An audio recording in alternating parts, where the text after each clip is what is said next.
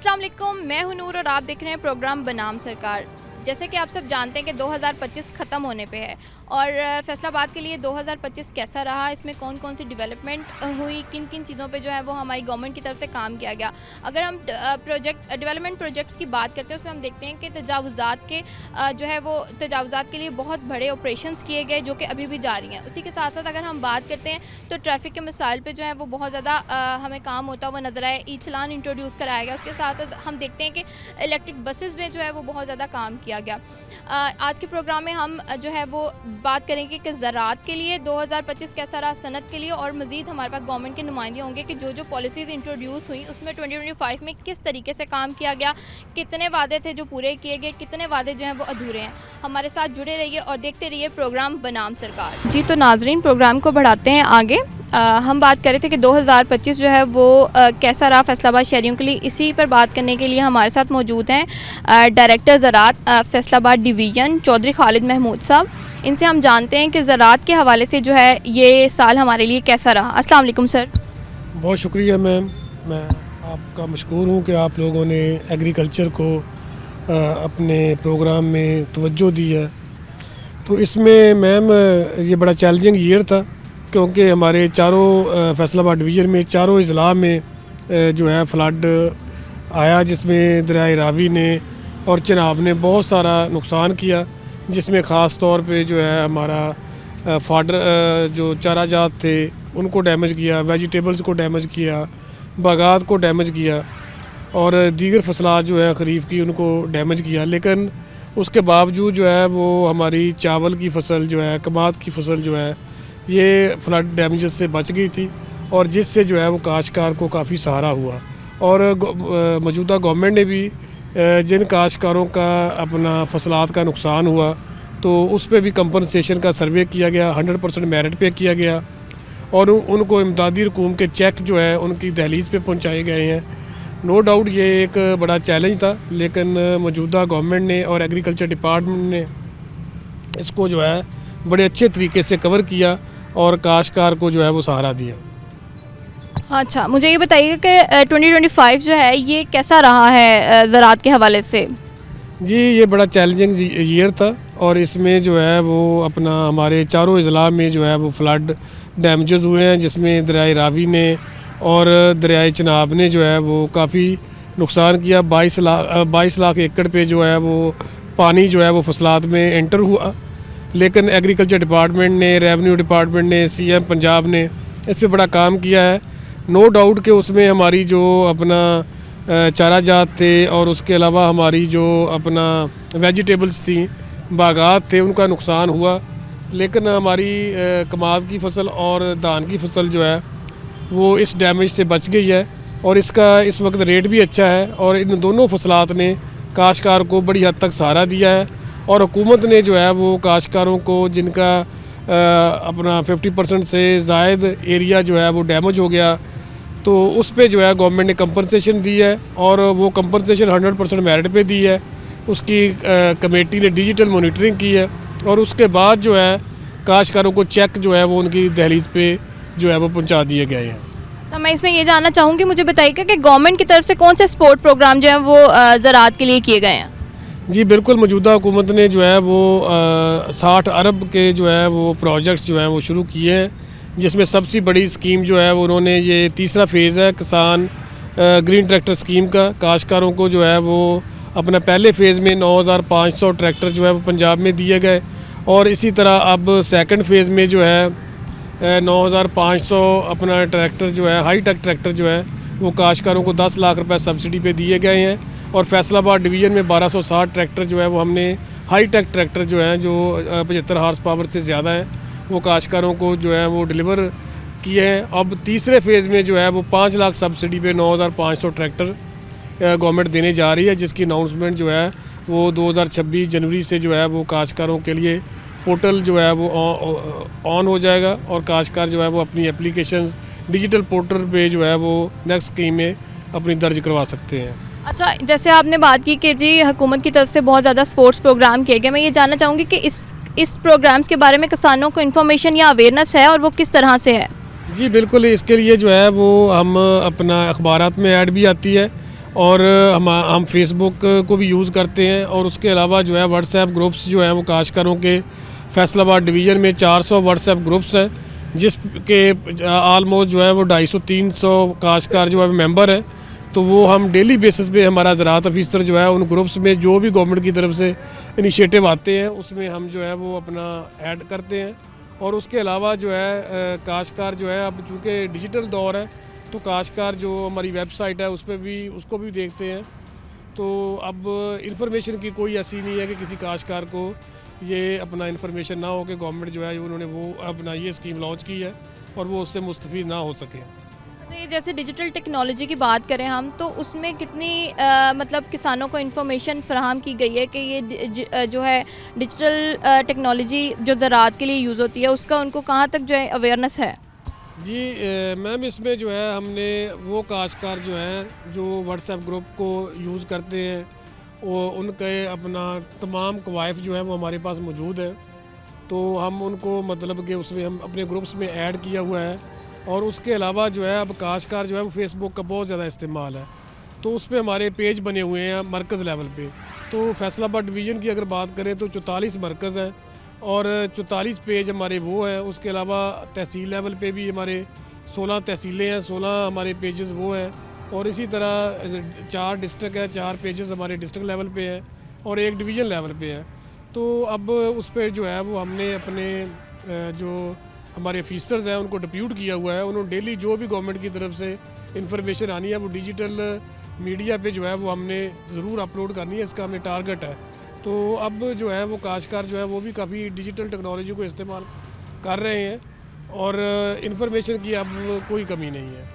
اچھا مجھے یہ بتائیے گا کہ جیسے اب ہم بات کرتے ہیں کہ ہر چیز بہت مہنگی ہو گئی ہے، اگر ہم کھاد کی بات کریں یا اس میں ادویات کی بات کریں تو اس کا کسانوں کی مطلب لاگت پہ کیا فرق پڑا ہے؟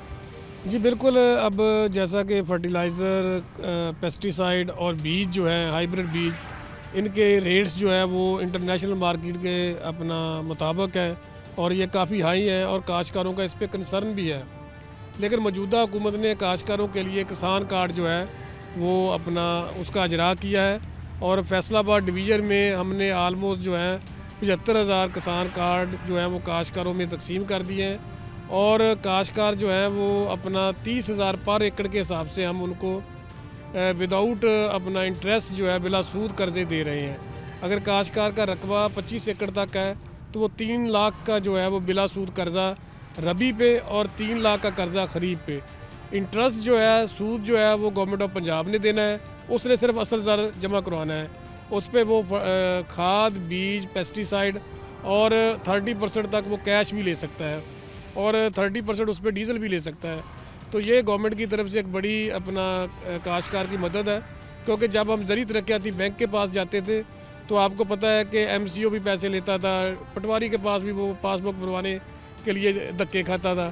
تو اس کے علاوہ جو ہے اس پہ جو بھی اپنا انٹرسٹ ریٹ ہے اس کے مطابق وہ سود بھی دیتا تھا.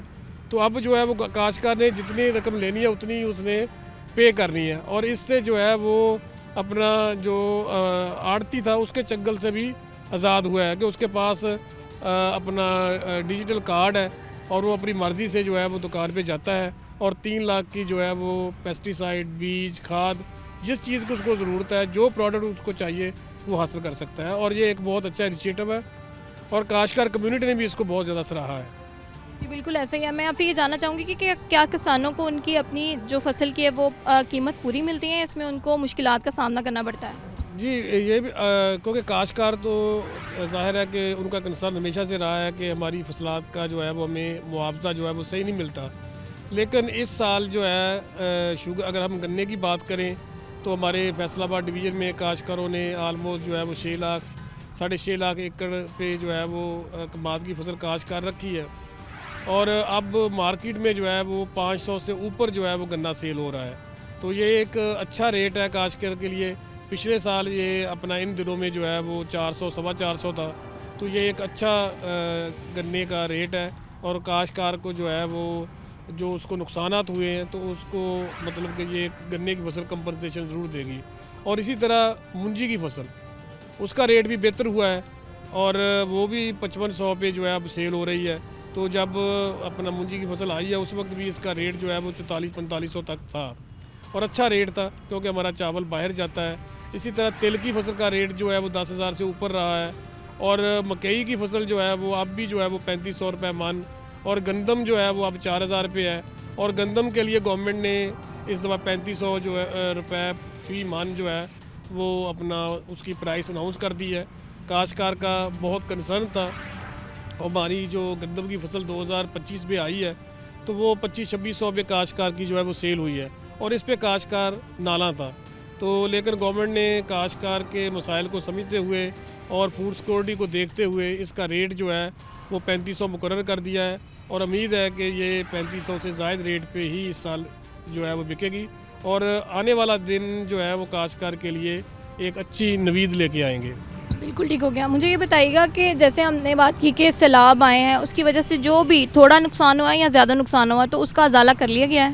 جی لیکن گورنمنٹ نے جو ہے وہ ایک کمیٹی بنائی ہے. کمیٹی نے ان کا جو ہے وہ اپنا وزٹ کیا ہے, فیلڈ وزٹ کیے ہیں. اس میں جو ہے جن کاشتکاروں کی فصل جو ہے وہ 50% سے زائد جو ہے وہ ڈیمیج ہو گئی تھی اس کو تو انہوں نے جو ہے وہ کمپنسیشن دی ہے. لیکن جن کا نقصان 50% سے کم تھا تو ان کو کمپنسیشن میں شامل نہیں کیا گیا. تو کاشتکار کا نقصان تو ہوا ہے لیکن گورنمنٹ نے اپنے وسائل میں رہتے ہوئے ان کی دہلیز پہ میرٹ پہ جو ہے ان کو چیک جو ہے وہ تقسیم کیے ہیں تاکہ ان کو کمپنسیشن ہو جائے. اور جن کے گھر اپنا پانی کی نظر ہو گئے تھے, سیلاب کی نظر ہو گئے تھے, ان کو 5 لاکھ تک, اور اسی طرح جن کے اینیمل جو ہیں وہ سیلاب میں بہہ گئے ہیں ان کو بھی جو ہے وہ کمپنسیشن دی ہے. لیکن یہ ضرور ہے کہ 100% جو ہے ان کو کمپنسیٹ نہیں کیا گیا لیکن ان کا پھر بھی جو ہے ان کے دکھ کا کچھ نہ کچھ مداوع گورنمنٹ نے ضرور کیا ہے اور اس کو سراہنا چاہیے اور میرٹ پہ کیا ہے. اور کسی ایم پی ایم اے کی اس میں انوالومنٹ نہیں تھی اور کوئی اپنا محکمہ زراعت کا عملہ یا ڈپٹی کمشنر اس میں 1 ایکڑ نہ نکلوا سکا نہ ایڈ کروا سکا. 100% میرٹ پہ جو ہے وہ جتنی بھی کمپنسیشن دی گئی ہے وہ میرٹ کی بنیاد پہ دی گئی ہے. بالکل ٹھیک ہے. مجھے یہ بھی بتائیے گا کہ کسان کو آج کے دور میں سب سے زیادہ کن چیلنجز کا سامنا کرنا پڑتا ہے؟ جی بالکل جو ہے وہ مارکیٹ میں ایک تو فرٹیلائزر ریٹس ہے کہ اپنا فرٹیلائزر جو ہے وہ مہنگی ہے اور اس کے علاوہ جو ہے مارکیٹنگ ہے کہ اگر تو کسی چیز کی شارٹیج ہے تو اس کی مارکیٹنگ بہتر ہو جاتی ہے اور اگر مطلب کہ اس کی ابنڈنٹ کوانٹٹی ہے تو اس کی مارکیٹ جو ہے وہ ڈپ کر جاتی ہے, پھر اس کو نقصان ہوتا ہے. تو یہ مطلب کہ جو اپنا یہ سائیکل ہے ایک اپنا, تو اس کی وجہ سے جو ہے وہ کاشتکار کو جو ہے وہ اپنا پرافٹ لاس کا سامنا کرنا پڑتا ہے. بالکل ٹھیک ہے. مجھے یہ بھی بتائیے گا کہ زراعت کا جو فیوچر ہے وہ آپ کے لیے آپ کی نظر میں روشن ہے یا اس میں مشکلات آ سکتی ہیں؟ جی کلائمیٹ چینج جو ہے وہ اپنا اس نے ہمارے ایگریکلچر کو بہت زیادہ متاثر کیا ہے اور اس کی وجہ سے جو ہے وہ آنے والے سال جو ہے یہ چیلنجنگ ضرور ہے. لیکن چونکہ ہماری اپنا فوڈ سیکورٹی ہے اور ہماری جو اپنا فصلات ہے تو ان کی اپنا ایکسپورٹ کموڈٹی جو ہے وہ بھی ہم پیدا کرتے ہیں اور اگر ہم اس کی ایکسپورٹ کی طرف توجہ دیں تو پھر کاشتکار کو جو ہے وہ اچھے ریٹ ملنے کی امید ہے. بالکل ٹھیک ہے. مجھے بتائیے گا کہ اگر آپ حکومت کو کوئی میسیج دینا چاہیں تو اس پروگرام کے ذریعے کیا میسیج دیں گے؟ جی بالکل اس کو گورنمنٹ کے لیے ہمارا یہی میسج ہے کہ کاشتکاروں کو ان کی فصلات کے جو ہیں وہ اپنا ریٹ جو ہے وہ ان کو ملنے چاہیے اور خاص طور پہ فاسفورس اور پوٹاشک فرٹیلائزر پہ جو ہے وہ سبسڈی دینی چاہیے. بالکل ٹھیک ہے. اچھا مجھے یہ ایک آخری سوال میں آپ سے پوچھنا چاہوں گی, مجھے بتائیں کہ 2026 کا جو سال ہے وہ آپ کیسا دیکھتے ہیں؟ جی بالکل ہم تو ہمیشہ سے فیوچرسٹک ہیں اور ایگریکلچر ڈپارٹمنٹ جو ہے وہ اپنا اس کے لیے کاشتکاروں کو گائیڈ بھی کرتا ہے. چونکہ آبادی جو ہے وہ اب ہماری بڑھ رہی ہے تو وسائل جو ہے وہ کم ہو رہے ہیں تو فوڈ سیکورٹی ایک بڑا چیلنج ہے. تو ظاہر ہے کہ ہماری اپنا فصلات کے ریٹ جو ہے وہ اچھے اپنا ملنے کی توقع ہے. اب چونکہ انٹرنیشنل مارکیٹ میں بھی گندم کا ریٹ بھی بڑا ہے, مکئی کا بھی بڑا ہے اور کپاس کا بھی بڑا ہے. تو ظاہر ہے کہ جب انٹرنیشنل مارکیٹ اچھی ہوگی تو فصلات کے ریٹ بھی کاشتکاروں کو اچھے ملیں گے اور یہ ایک اچھا سال ہوگا کاشتکاروں کے حوالے سے, ملک کے حوالے سے. بالکل بہت بہت شکریہ. انشاءاللہ یہ سال 2026 جو ہے وہ بہت اچھا رہے گا.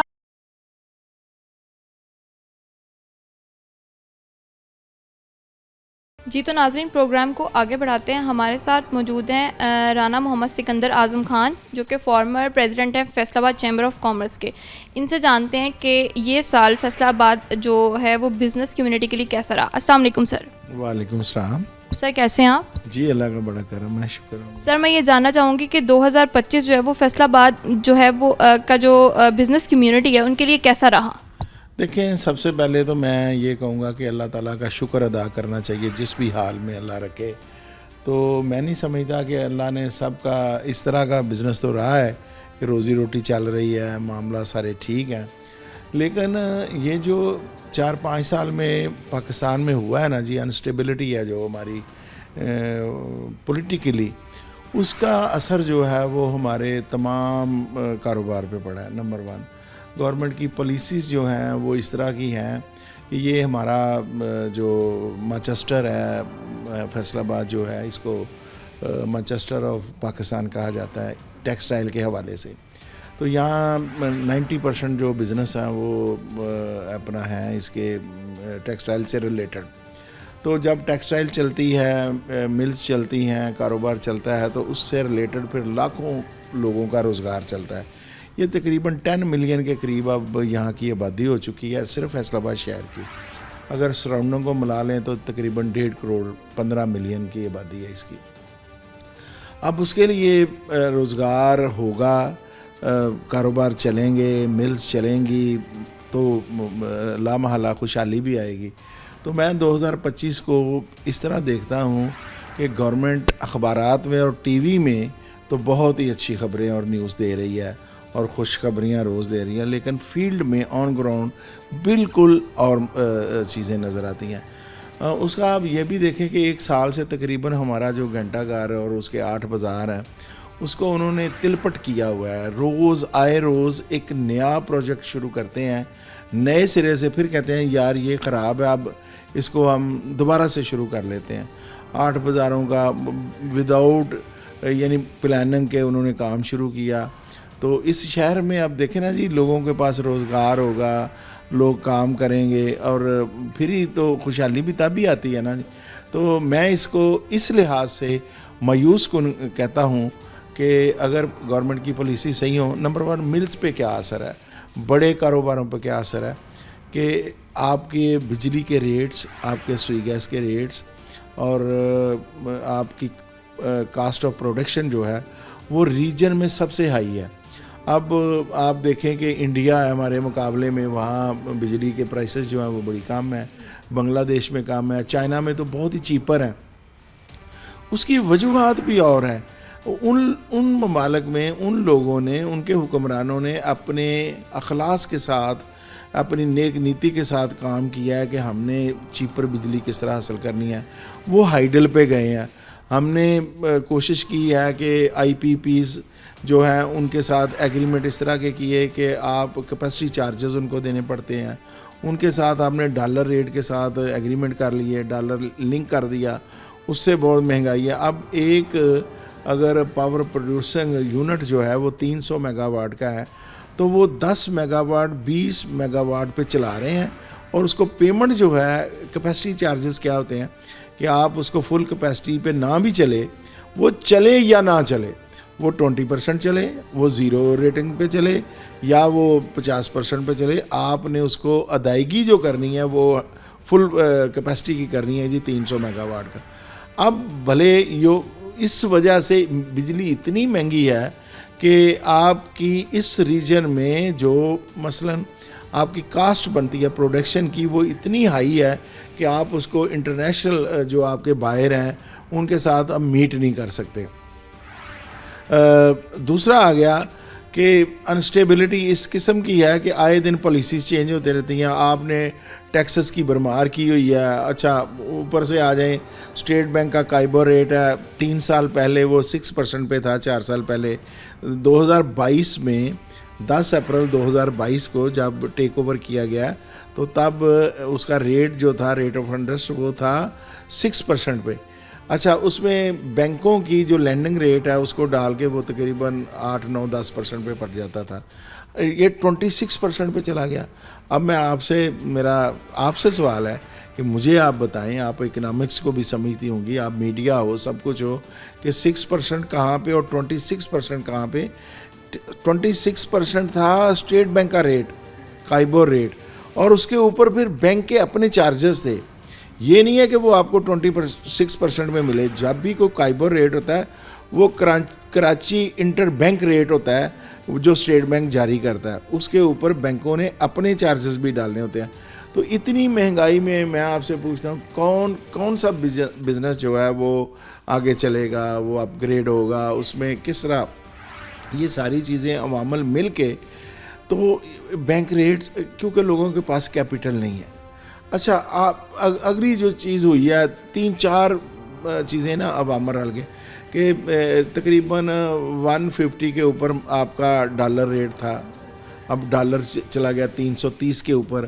اب جب یہ اس نے فلائی کیا ڈالر ریٹ جو ہے اوور فلو ہو گیا, تو اس سے آپ کی جو اشیاء ہے ان کی قیمتیں 4 گنا بڑھ گئیں.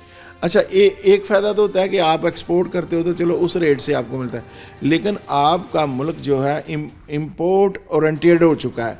آپ اپنی جتنی ایکسپورٹ کرتے ہو 30-32 ارب ڈالر کی, تو آپ 80 ارب ڈالر کی اینول آپ جو ہے وہ امپورٹ کرتے ہو, اور آپ کوئی چیز تو آپ بناتے نہیں ہو سوائے ٹیکسٹائل کے یا تمام اور 2-4 گڈز ہوں گی جو آپ کرتے ہو. پالیسیز اس طرح کی ہیں, انسٹیبلٹی کی میں باتیں بتا رہا ہوں آپ کو ساری, کہ کس طرح ہم ناکامی کی طرف گئے ہیں, کس طرح یہ مایوس کن سارا ہے. کہ آپ کے پاس آپ نے کہا جی اب شوگر کین ہماری اپنی ہے, چینی ہماری اپنی تھی, لیکن آپ نے کہا جی ہمارے پاس یہ تو اوور ہے, آپ نے پہلے وہ باہر بیچ دی اور غلط اپنا فگر دے کے, اور اس کے بعد آپ نے باہر سے امپورٹ کر لی اور ناقص کر لی. آپ نے اچھی چینی بیچی اپنے کم ریٹ پہ, اور یہاں چینی 120 روپے کلو تھی وہ 200 پہ چلی گئی. تو ایک تو مہنگائی کا طوفان آیا ایک چند لوگوں نے.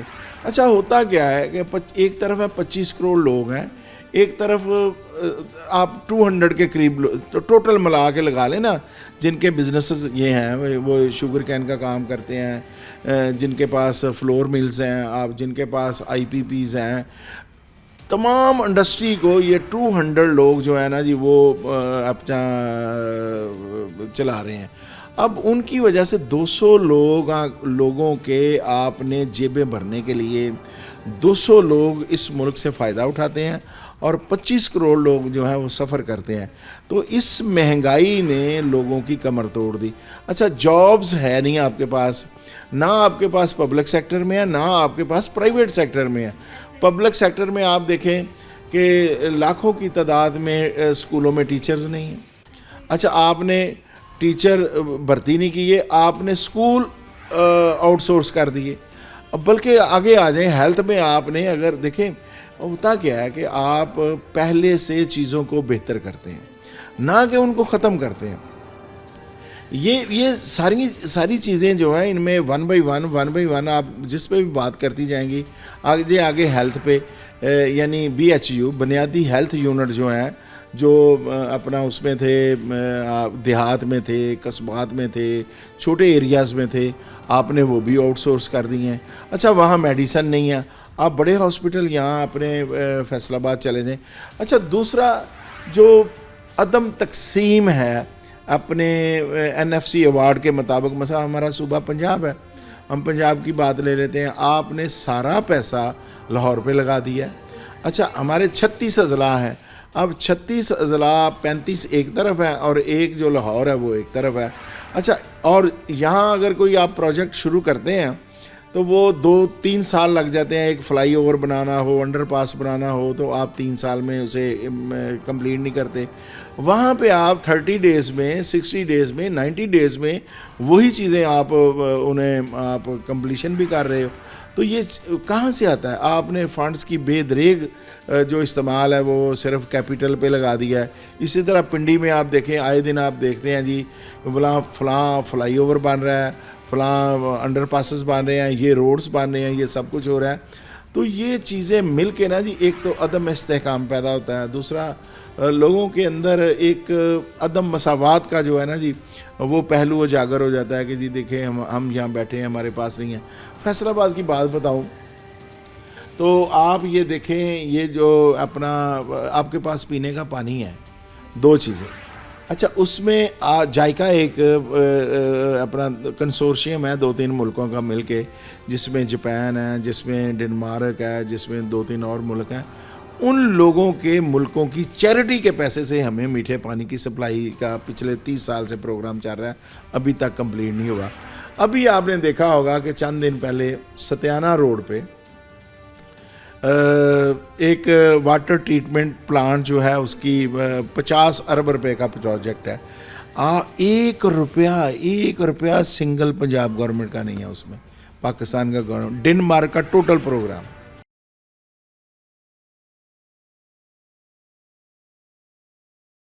سر اس میں مجھے نا ایک چیز جاننی ہے کہ مسئلے مسائل تو بہت زیادہ ہیں, ہم دیکھتے ہیں پچھلے کچھ سالوں میں یہی ساری چیزیں چلتی آ رہی ہیں, اب ان کا حل کیا ہو سکتا ہے؟ دیکھیں حل سب سے پہلے ہے کہ پولیٹیکل سب کے ساتھ سٹیبلٹی ہونی چاہیے, سب لوگ مل بیٹھیں. یہ پاکستانی ہیں, یہ سوچیں کہ ہم نے اگر انہوں نے اسی طرح پاکستان کو, اب دیکھیں کتنے افسوس کی بات ہے اور سر پیٹنے والی باتیں ہیں کہ چائنا ہم سے بعد میں آزاد ہوا ہے, وہ کہاں چلا گیا ہے. افغانستان جہاں 40 سال خانہ جنگی رہی ہے, ابھی بھی ان کے پاس کچھ نہیں ہے, لیکن وہ 3 روپے کا ڈالر ہے وہاں پہ. اچھا بنگلہ دیش پہ آ جائیں, ان کے پاس جو فارن ریزروز ہیں 150 ارب ڈالر ہیں, ہمارے پاس 6-7-10 ارب ہیں, وہ بھی ہم نے قرض اس کا بھی ہم سود پے کرتے ہیں. سعودی عرب کو, یو ای کو 4% 5% اس کا پیسے پے کرتے ہیں, تو وہ ہم نے ادھار کے لے کے اپنی کٹی میں رکھے ہوئے ہیں. تو اس کا ایک ہی ہے کہ پالیسیز ایسی بنائی جائے. اچھا اس میں یہ ہے کہ سٹیک ہولڈر کو آن بورڈ نہیں لیا جاتا. سٹیک ہولڈر کون ہے؟ مثلا کاروباری لوگ ہیں جنہوں نے زیرو سے امپائرز اپنی کھڑی کی ہیں, آپ ان لوگوں کو لوپ میں لیں, آپ ان کو ٹیبل پہ بٹھائیں, آپ کہیں جی کہ آؤ آپ سٹیک ہولڈر ہیں, آؤ ہم بیٹھ کے بات کرتے ہیں. آپ بزنس مین کو بتائیں کہ یہ ملک کے ہماری پریشانیاں ہیں, آؤ مل کے اس کو کس طرح سدھارنا ہے. پیسے بھی اکٹھے ہو جائیں گے. آپ جو ریونیو اکٹھا کرتے ہو اس کا آدھا تو آپ لے جاتے ہو, چوری ہو جاتا ہے. ابھی رپورٹ نہیں آئی 5300 ارب روپیہ 1 سال میں رشوت دی گئی پاکستان میں, IMF کی رپورٹ ہے, اس کو انہوں نے پہلے دبا کے رکھا, بعد میں ایشو کرنا پڑا. یہ ساری چیزیں ہیں. ملک میں وسائل کی کمی نہیں ہے, افرادی قوت کی کمی نہیں ہے. اللہ تعالیٰ نے ہمیں دنیا میں بہترین خطہ عطا کیا, اور اس میں اللہ تعالیٰ نے چن کے ہمیں چیزیں عطا کی ہیں. وہ گیس ہو, وہ آپ کے پاس پہاڑ ہوں, وہ دریا ہوں, وہ صحرا ہو, وہ ہر چیز ہو. تو کوئی چیز ایسی نہیں ہے کہ جو اللہ تعالیٰ نے آپ کو پرووائڈ نہیں کی. اب اس کے لیے کیا ہے, اب وہ بابو جو بیٹھا ہے آفس میں, اسے کیا پتا کہ میں نے صنعت کو کس طرح چلانا ہے, میں نے کاروبار کو کس طرح چلانا ہے. آپ ان لوگوں کے حوالے کریں جو سائیکل سوار تھے, آج وہ 10 ملوں کے مالک ہیں, وہ آپ کو بتائیں گے, وہ کام کر کے بتائیں گے کہ ملک کیسے چلتا ہے. اگر وہ سائیکل سے 10 ملیں کھڑی کر سکتا ہے, وہ کاروبار کو آگے بڑھا سکتا ہے, اور پوری دنیا میں نام پیدا کیا ہمارے صنعتکاروں نے. آپ دیکھیں ایکسپورٹ کی وہ کوالٹی اور وہ چیزیں انہوں نے بنا دی ہیں کہ جس کا بندہ تصور نہیں کر سکتا. لیکن انہیں وہ ماحول چاہیے, انہیں وہ اعتماد چاہیے, اور یہ ملک کو آگے لے جایا جا سکتا ہے. ہمارے تمام سیاستدان محب وطن ہیں, ان کو لڑانے سے باز رکھا جائے, ان کو ایک ٹیبل پہ بٹھایا جائے, ان کا اتفاق کروایا جائے, اور انہیں یہ کہا جائے کہ آؤ مل کے ہم پاکستان کو لیں. ہاں ایک بات ہے, اس میں میں سمجھتا ہوں کہ وہ پبلک سیکٹر میں ہو, وہ پرائیویٹ بندہ ہو, وہ پولیٹیشین ہو, وہ جج ہو, وہ جرنیل ہو, وہ کوئی بھی ہو, اگر وہ کرپٹ ہے اس کے لیے سزائے موت ہونی چاہیے, جیسے چائنا نے رکھی ہے. اگر آپ کرپشن, اس ملک کی کوئی پرابلم نہیں ہے, اس ملک کی 100% پرابلم جو ہے وہ کرپشن ہے. آپ کرپشن پہ قابو پا لیں, لوگوں کو پتہ ہو کہ میں نے اگر بددیانتی کی, اگر میں پکڑا گیا تو پھر مجھے رہائی نہیں ملے گی. میں یہی سمجھتا ہوں کہ ہم نے اس ملک کو آگے لے کے جانا ہے, اور میں کبھی مایوس نہیں ہوا. میں نے جیسے ابتدا میں کہا کہ ہم جو لوگ ہیں ہمیں اللہ کا شکر ادا کرنا چاہیے. آپ 47 دیکھیں وہ کہاں تھا, اب لوگوں کا لیونگ سٹینڈرڈ کتنا اپ ہو گیا. 40 سال میں, پچھلے کو چھوڑ دیں, 40 سال میں 1980 سے لے کے قایا پلٹ دی ہے پورے پاکستان کی. یہ نہیں فیصل آباد کے میں ایک بندے کو نام لے لیں, 40 سال پہلے وہ کیا کرتا تھا, آج کیا کرتا ہے. میرے پاس سائیکل تھا, آج میں کہاں کھڑا ہوں. تو یہ ساری چیزیں ہیں کہ اللہ تعالیٰ نے ہمیں بہت اس ملک کی بدولت دیا ہے. تو کیوں نہ ہم اس ملک کو سنوارنے کی کوشش کریں. جو ہونا تھا وہ ہو گیا. اب اگر اس لکیر کو پیٹتے رہیں گے تو ملک نہیں آگے جا سکتا. تو میں مایوسی تھی, لیکن اس طرح کی نہیں ہے کہ جی میں نے کہا کہ بالکل زیرو ہو گیا, نہیں. ہاں یہ ہے کہ جس طرح آپ کا کاروبار چلنا چاہیے ویسے نہیں چلا, اس میں ترقی نہیں ہوئی. آپ کی 6% پہ گروتھ تھی, وہ 1.7 پہ آ گئی ہے.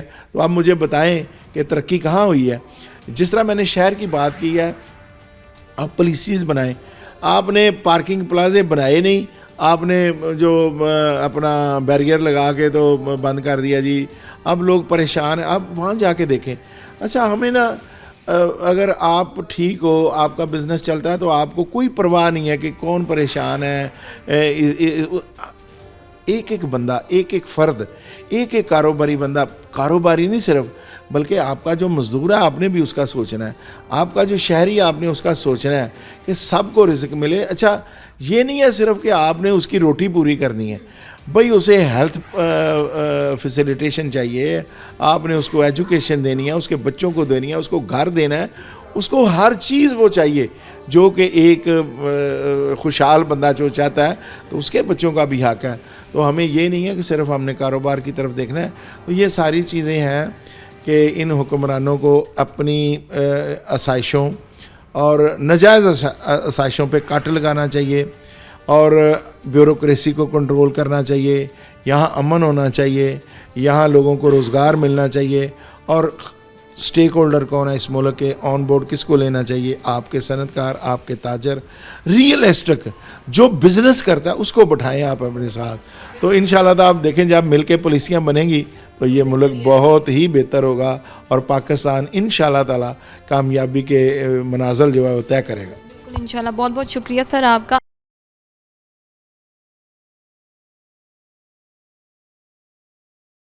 جی تو ناظرین پروگرام کو آگے بڑھاتے ہیں. ہمارے ساتھ موجود ہیں محبوب بٹ صاحب جو کہ ضلعی امیر جماعت اسلامی ہیں. ان سے جانتے ہیں کہ ان کے مطابق جو ہے وہ 2025 جو ہے وہ فیصل آباد کے لیے کیسا رہا. السلام علیکم سر.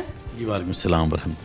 سر میں یہ جاننا چاہوں گی کہ آپ کے اکارڈنگ جو ہے وہ فیصل آباد کا جو 2027 ہے یہ سال کیسا رہا اس شہر کے لیے.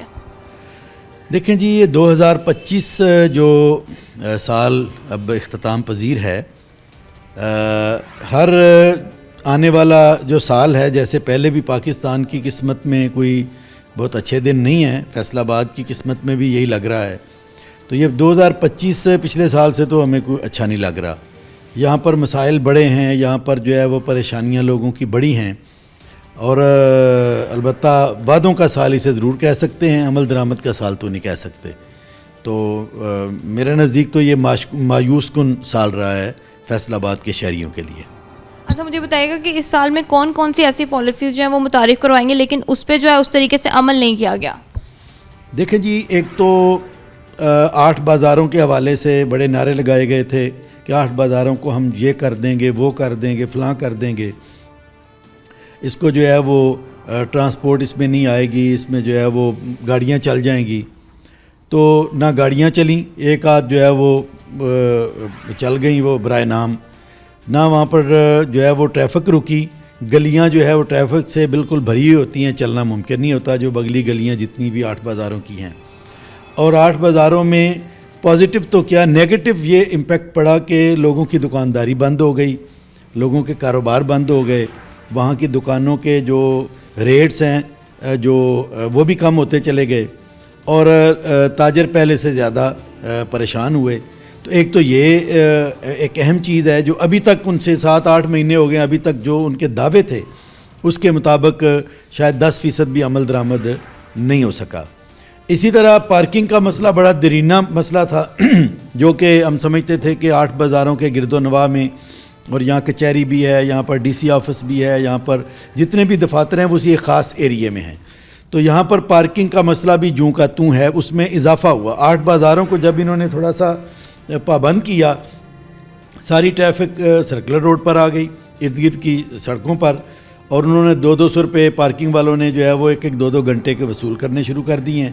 اب لوگ بیچارے جو ہے ان کی سمجھ نہیں آتی کہ کیا کریں، کوئی پارکنگ پلازا ہے اس کا بھی وعدے تو موجود ہیں، لیکن تاحال اس کے بارے میں بھی کچھ نہیں کیا گیا، اور یہ ایک بہت بڑا مسئلہ ہے میں سمجھتا ہوں، جس کی جانب کوئی پیش رفت ہمیں نظر نہیں آتی۔ ٹرانسپورٹ کے حوالے سے بڑے دعوے کیے گئے تھے کہ جی ٹرانسپورٹ، الیکٹرک ٹرانسپورٹ جہاں پر جو ہے وہ لائی جا رہی ہے اور اتنے روٹس پر چلے گی، یہ ہوگا وہ ہوگا۔ وہ چند گاڑیاں ہیں وہ بیچاری جو ہے وہ ایگریکلچر یونیورسٹی کے سامنے سے پھر کر جو ہے وہ واپس چلی جاتی ہیں۔ اب جڑاں والا روڈ ہے وہاں پر ہمیں کوئی نہیں نظر آتی، ستیانہ روڈ ہے وہاں پر کوئی نظر نہیں آتی۔ تو آپ ظاہر ہے کہ جب آپ دعوے کرتے ہیں، حکومت کو چاہیے تو آپ اتنے دعوے نہ کیا کریں، تو وہ بھی ایک 5-10% اس پر عمل درآمد ہوا ہے اور نہ ہونے کے برابر۔ تو یہ بھی ایک طرح سے غبارے سے ہوا نکلنے والی بات ہے کہ آپ جو ہے وہ آپ نے کتنے بلند باند دعوے کیے، لیکن کھودا پہاڑ اور نکلا چوہا کے مصداق، اس سے بھی کچھ برآمد نہیں ہوا۔ اسی طرح جو ہے وہ صفائی ستھرائی کے واسا کے معاملے کو دیکھ لیا جائے تو واسا کے معاملے میں گلی محلے سڑکیں بالکل جوں کی توں ہیں، کوئی امپرومنٹ ہمیں نظر نہیں آئی۔ اسی طرح جو برساتی نالے سڑکوں کے گرد بنائے گئے ہیں، پچھلے 2-3 سالوں سے بھی صفائی ان کی نہیں ہوئی تھی، اس مرتبہ بھی ویسے کے ویسے ہیں، اور برسات جب آئی تو ہمارے سامنے ہی ہے کہ سڑکیں جو ہے وہ بالکل ڈوب گئیں، اور حالانکہ فیصل آباد کا انفراسٹرکچر میں اس حساب سے اگر کیئر کی جائے تو میں سمجھتا ہوں کہ یہاں پر کافی امپرومنٹ ہو سکتی تھی، لیکن اس پر بھی کوئی عمل درآمد نہیں ہوا۔ اچھا، اس کے علاوہ دیکھیں تو بے روزگاری بڑی ہے، یعنی بے روزگاری بڑی ہے، ٹیکسٹائل ملیں بند ہوئی ہیں، لومز کا ہمارا ایک بڑا کاروبار ہے یہاں پر، انڈسٹری کا لوم انڈسٹری جو ہے وہ بے تیزی سے بند ہوئی ہے، 50 سے 70% تک ہماری ملیں بند ہو گئی ہیں، بے روزگار ہیں لوگ بیچارے، ان کی سمجھ نہیں آ رہی کہ وہ کہاں سے کمائیں اور گھر میں جو ہے وہ کیا لے کر جائیں۔ تو یہ بھی ایک، اور اس کے اوپر جو ہے وہ پھر انہوں نے جو مزید تحفہ دیا وہ یہ ہے کہ چالانوں کا تحفہ اس سال کا، اور نوجوانوں کو بچوں کو پکڑ کر جو ہے ان پر FIR درج کروانے کا، ان کو جیلوں میں اور ان کو تھانے میں ٹھونسنے کا۔ تو بھئی آپ چالان کر کے، تو یہ بھی ایک چالان بھی ایک ذریعہ ہے ڈسپلن کا، آپ ساتھ FIR بھی کاٹ رہے ہیں۔ ابھی بھی آپ دیکھ لیں کہ چوکوں اور چوراہوں پر کوئی ڈسپلن نظر نہیں آتا، یعنی انہوں نے جو ہے وہ چالان تو کر دیے، لیکن یہ جو سیف سٹی کے حوالے سے بڑے دعوے تھے کہ جی سیف سٹی میں جو ہے وہ کیمرے بھی چل جائیں گے، اور ابھی تک ہمیں اس پر بھی کوئی عمل درآمد نظر نہیں آتا۔ تو میں تو سمجھتا ہوں کہ اور بھی بے شمار اینگلز پر اگر بات کی جائے تو فیصل آبادیوں کے لیے تو یہ سال پہلے کی نسبت گورننس کے حوالے سے اور فیسلٹیز کے حوالے سے اور سہولیات اور دیگر چیزوں کے حوالے سے تو بہت ہی جو ہے وہ بدتر رہا ہے، اور آمدن کم ہوئی ہے، اور جس کو اگر دیکھا جائے تو لوگ جو ہے وہ بیچارے پہلے سے زیادہ پریشان ہیں۔ اچھا، مجھے ایک سوال میرے مائنڈ میں تھا کہ ضمنی انتخابات تو ہو گئے ہیں، تو بلدیاتی کی طرف کیوں نہیں آ رہے؟ وہ انتخابات کب تک ہونے کی مطلب کہہ سکتے ہیں کہ ہوں گے؟ دیکھیں جی، یہ بدقسمتی ہے کہ آئین کا وہ حصہ جو ان جماعتوں کو اچھا لگتا ہے، ان کے فائدے میں ہوتا ہے، وہ حصہ تو یہ فوراً ایکسیپٹ کرتی ہے، اس پر چیخ پکار بھی ہوتی ہے، اس پر جو ہے وہ اسمبلیوں میں بھی بات ہوتی ہے، عدالتوں میں بھی اور سارا، لیکن جو حصہ ان کو پسند نہیں ہوتا اس پر عمل نہیں کرتے۔ اب آئین کی کتنی ایسی جو ہے وہ دفعات ہیں کہ جن پر عمل ہونا چاہیے نہیں کرتے۔ سود، آئین کہتا ہے کہ سود کا خاتمہ کرو، کیوں نہیں کرتے بھائی؟ آئین کہہ رہا ہے۔ اسی طرح بلدیاتی الیکشن جو ہیں، یہ دیکھیں نا، صوبوں نے وفاق سے لڑ کر کہا جی کہ صوبوں کا استحصال ہو رہا ہے، صوبوں کا استحصال ہو رہا ہے، آپ سارے اختیارات جو ہے وہ 18ویں ترمیم میں صوبوں نے لے لیے، ایجوکیشن بھی لے لی، زراعت بھی لے لی، اس کے علاوہ جو ہے وہ ہیلتھ بھی اور وغیرہ وغیرہ کیا سارے کے سارے اختیارات کراچی، پشاور، کوئٹہ اور لاہور میں مرتکز ہو گئے۔ نیچے دینے کو تیار نہیں ہیں، نہ فنڈز دینے کو تیار ہیں، نہ، اور اگر کوئی اسکیم کھولتے ہیں تو وہ گویا کہ بڑا احسان عظیم کرتے ہیں۔ بھئی ہمارے پیسے ہیں جو آپ کے پاس آئے ہیں وفاق سے، یہ نیچے ضلعوں کو دیں، نیچے مقامی حکومتیں بنائیں، ان کو دیں. لیکن ظاہر ہے کہ اگر ان کو دیں گے تو ان کے ایم پی ایم این اے ان کی دیہڑی کہاں سے بنے گی، ان کے کک بیکس کہاں سے آئیں گے. تو اس لیے یہ 6 سال ہو گئے ہیں پنجاب میں ڈیو ہیں بلدیاتی الیکشن نہیں کروا رہے. ابھی جو انہوں نے جو قانون پاس کیا ہے یہ کالا قانون بلدیاتی، اس میں جو ہے وہ غیر جماعتی کا ڈول ڈال دیا ہے اور پھر سارا اختیار جو ہے وہ ڈی سی صاحب کو عنایت فرما دیا ہے. وہ ڈی سی صاحب کیا کریں گے؟ پہلے تو 1500 کام ان کے سپرد ہیں وہ کر نہیں پا رہے اور آپ دیکھ ہی رہے ہیں کہ کیا ہو رہا ہے. اس میں سمجھتا ہوں کہ اگر کوئی بہت آنیسٹ اور کیپیبل ڈی سی بھی کام کرنا چاہے تو اتنے اختیار تو وہ بھی نہیں ایکسرسائز کر سکتا. وہ تو بانٹنے پڑیں گے، لوگوں کو دینے پڑیں گے، تبھی جو ہے وہ بہت سارے ہاتھ مل جل کر یہ کام کر سکتے ہیں. تو میں سمجھتا ہوں کہ یہ حکومت کی بدنیتی ہے اور بدماشی ہے کہ وہ بلدیاتی الیکشن کو نہیں کروا رہی، اور جو قانون انہوں نے پاس کیا ہے جماعت اسلامی تو اس کے خلاف میدان عمل میں ہے. کورٹ میں بھی ہم گئے ہیں، ہم نے دھرنا بھی دیا ہے، مظاہرہ بھی کیا ہے، اور 15 جنوری کو ہم نے ایک عوامی ریفرینڈم رائے عامہ پر مبنی یہ بھی کروا رہے ہیں اس کالے قانون کے خلاف. بہت بہت شکریہ سر، آپ نے اپنا قیمتی وقت دیا. جی تو ناظرین، ہم نے دیکھا کہ 2025 جو ہے وہ فیصل آباد کے لیے کس طریقے سے جو بہتر رہا، یا کون کون سی چیزیں جو تھیں وہ پینڈنگ تھی. لیکن ہم امید کرتے ہیں، ابھی جو ہو چکا ہے اس پر تو بات نہیں کریں گے، لیکن ہم امید یہ کرتے ہیں کہ 2026 ہے وہ ہمارے لیے ایک بہترین سال ہو، جس میں اگر پالیسیز بنائی جائیں تو اس کو امپلیمنٹ بھی کیا جائے، اسی طریقے سے جو ہے وہ اس پہ کام ہوتا ہوا ہمیں نظر آئے. یہیں پہ ہم پروگرام کا اختتام کرتے ہیں. ملتے ہیں آپ سے اگلے ٹاپک پہ. اللہ حافظ.